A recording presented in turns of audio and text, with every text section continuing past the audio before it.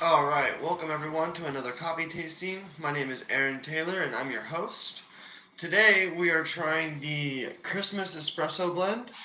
The Christmas Espresso blend is going to be a blend of three different coffees, and this is like an exceptional cup of coffee for anyone who likes that dark, roasty espresso flavor. And so there's three different coffees in this particular roast. So we have Aged Sumatra, and then we have sun-dried Ethiopia, and then Costa Rica Asacia.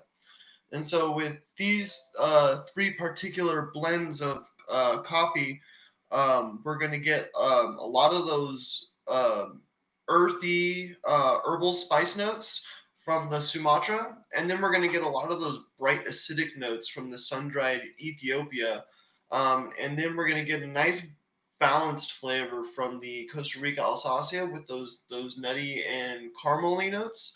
Um, and so we are brewing this coffee two different ways, like we did last week. So we're doing it on the classic pour over, and then we're also doing it on the coffee press. And the reason why I like to brew the coffee two different ways for my coffee tastings is that way we can explore different tasting notes that you get from the same coffee, but from different brew methods. Because a lot of people like to ask, like, what's the best way to brew coffee? There really isn't a best way to brew coffee. It's just what flavors are you looking for? Are you looking to bring out more of those dark notes, more of those bitters forward, or are you trying to bring forward more of those acidic notes? And so different brewing methods will bring out different tasting notes in the coffee, whether or not it's going to make it a darker flavor or bring out some more of those bright herbal notes. And so with this particular coffee, we're gonna get some herbal and roasty notes with like a dark berry and milk chocolate finish. And so the herbal notes are gonna come from the Sumatra, and the dark berry notes are gonna come from the um, sun dried Ethiopia, and then that milk chocolate finish is going to be coming from the Costa Rica Alsacia. And so with most of our holiday special coffees, it's a blend between two to three different coffees, and we always use the Sumatra. So we always pair our Sumatra with other coffees from around the world. So I kind of like to refer Sumatra as like the base building block for our specialty blends. So we use Sumatra, and then we build upon the earthy herbal notes of Sumatra from there. And so we like for this particular blend, we're gonna build upon those herbal notes by bringing out some of the bright acidic notes from the sun-dried Ethiopia, and then the caramely and milk chocolate finish that you kind of get from the Costa Rica coffee is kind of going to build on the earthy notes. And so I feel like we're going to see a pretty well-rounded cup of coffee, just because we've got some Latin America to balance out the acidity, and then we have some of the African coffee to kind of bring out some of the acidity. So we're kind of like fighting on both sides. And then it's interesting having the sun dried Ethiopia because it's kind of like having opposite spectrums. You know, you have that super bright acidic flavor, especially when you sun dry a coffee, because you're turning the cherry of the coffee into like a raisin. So a lot of that acidity is going to be absorbed into the bean. You're going to get a lot of that bright acidic flavor that the cherry has, and so that's why a lot of sun dried coffee are very acidic and bright in flavor. Um, so we're going to see a lot of that come forward, but then with the Latin American coffee, we're going to see some more of those caramely milk chocolate notes. And so with that blend, we're going to see kind of like a balance out, and we're going to see, and then I'm expecting we're going to see a lot more of the acidic flavors come out in the pour over, because a lot more of those darker notes that you get from the Sumatra are going to be captured from the paper filter. All right, so let's go ahead and get this pour over started brewing.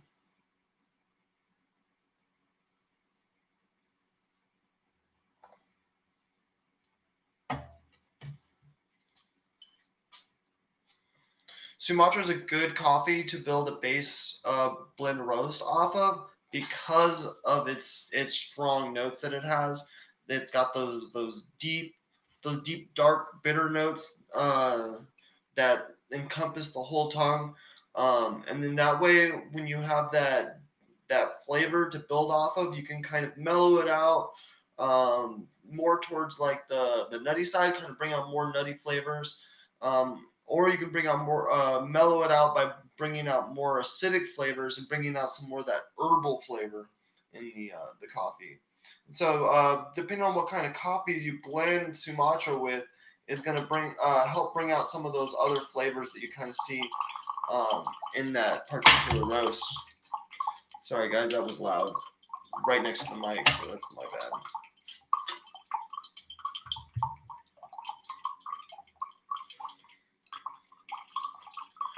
So normally when I purchase coffee and drink coffee, I kind of tend to stay away from the Sumatra because it's a little bit too dark for my flavor. But with the pairings of the coffees of like the specialty coffees, like Anniversary and stuff, we got some really good and flavorful light roasts or just different roasts that are being paired with that Sumatra that kind of like mellow down that dark bitterness that Sumatra tends to be. And so I really like the holiday coffees and the specialty coffees. And another reason why I really like the holiday coffees too is because they're constantly changing. They're very, very rarely the same every year. So I mean, this year we have four different coffees, and they're all different, mostly different from last year. A couple of them are the same, like the base Christmas. But this year for our Christmas espresso, it's made with the sun-dried Ethiopia.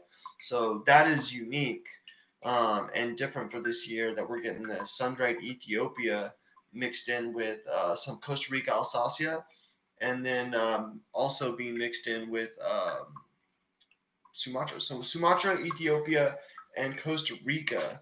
And so each of them have a really cool story with Costa Rica being all about like coffee science and combating global warming and the rust disease that is impacting a lot of the farmers. And then the Ethiopia is awesome because it's all about the history of coffee and the origin and first documentation of the discovery of coffee. So Ethiopia is like the birthplace of coffee.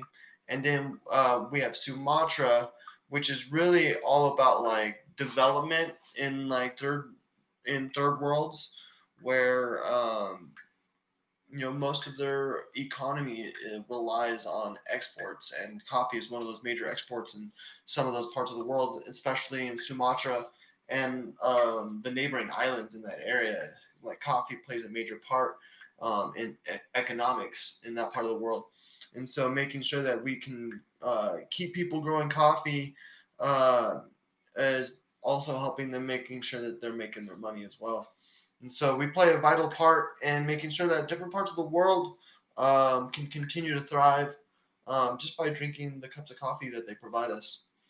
And then with a lot of our coffees, they're now being sourced directly from the farmers with the Fair Trade Act. So we're making sure that all our coffee farmers are being paid a fair wage, and then with our small lot coffee movement, it's really cool because the farmers are coming together to process their beans locally so that they can kind of like bypass the third party processing plant where everyone sends their beans to a centralized location and the Starbucks buys the beans off the processing plant. And so this way the farmers are going to receive a little bit more of that money, or more of that money, not a little bit more of that money, but more of the money because it's going directly to the farmers and not being filtered through a third party system. So that's another really key important part about our reserve coffees and even just our core coffees is making sure that we're ethically sourcing our coffees and making sure that all the farmers are getting a fair wage so that they can properly thrive and make ends meet so that they can feed their families. So that's one of the important parts, and that's another important part about these coffee tastings that I do is making sure that I share the impact of coffee on the cultures and where it comes from, and how we impact those cultures by being a customer, employee, or a drinker of any kind of coffee. It doesn't necessarily have to be Starbucks coffee, but just by purchasing and drinking coffee, you're supporting someone across the world by making sure that that their hard work is actually being paid for. And with the new systems that are being put in place, making sure that ethical farming is happening, we have much more of an impact on those parts of the world than we did before, when things might have not been fair for the farmers. Now that things are being run fair, and they're those kind of things are being put into light. Every cup that we buy and every bag that we buy impacts those farmers that much more.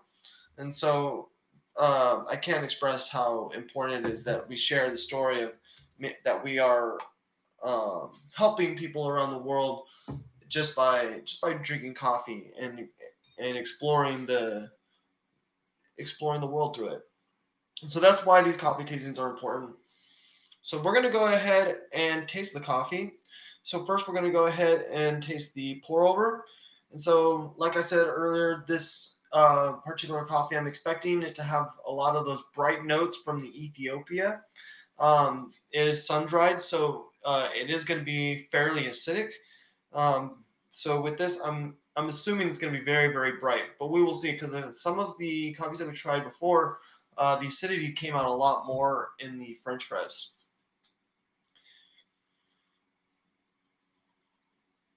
So when I smell the coffee, the first thing that I'm getting is like almost like a caramelly syrupiness smell. So we're getting some of that Latin American coffee coming through.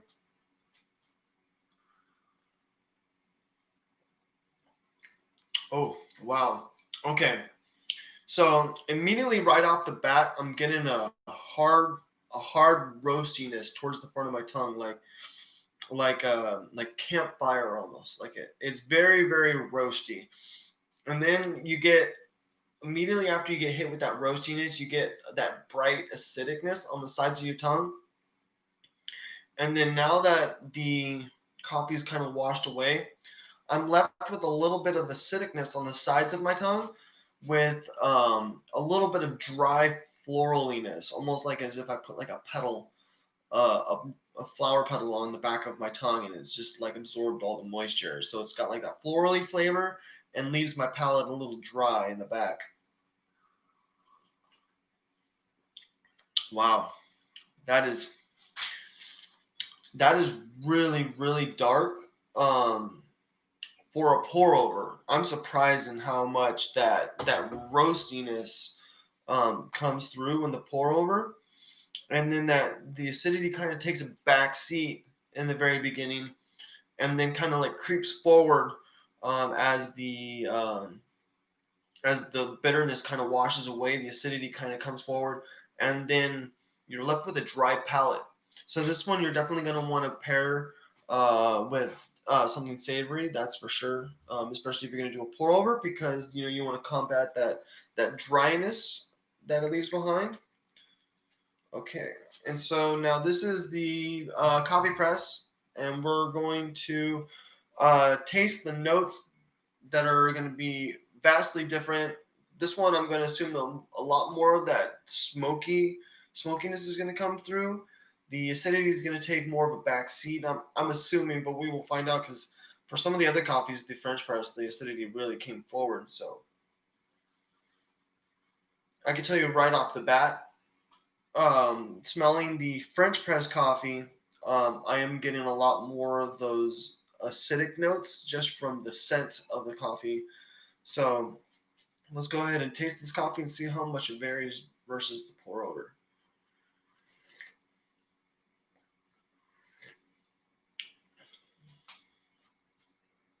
Okay, so that is very interesting. So I am getting a lot more of the caramel flavor is the caramely sweetness of the Costa Rica Alsacia is really coming forward in the French press. And it's centralized. It's mainly in the center of my tongue right now. There is a little bit of acidicness, more acidicness than what I was tasting in the pour over, but I think it's more of the bitterness is taking less of a front seat in the French press, allowing the acidity to come out a little bit more because it isn't really more acidic than the pour over. It's just not as bitter, so you taste the acidity more. So I'd say the acidity is the same, but not covered up from the bitterness. So you get like that the caramely sweetness with the bright acidity, and then you're left over with that the dry palate at the end. So with the French press, you still get the dry palate, so you still want to definitely pair this with something savory, like a cheese or like a salt, cheese and meat tray would be perfect. Like if you're having like a Christmas dinner with your family and you got like a cheese and salami platter out, this would be the perfect coffee to pair with a cheese and salami platter because with the dry palate and then like the salami slices, you're going to savor up uh, the the palates of your mouth